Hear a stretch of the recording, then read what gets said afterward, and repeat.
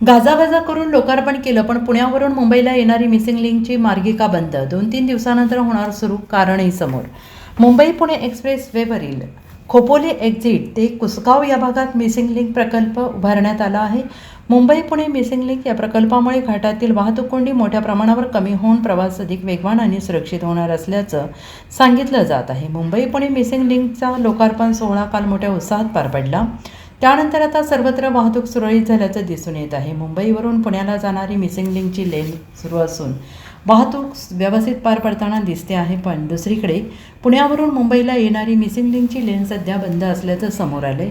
आणखीन 2 ते 3 दिवसानंतर ही लेन सुरू होईल अशी माहिती समोर येते.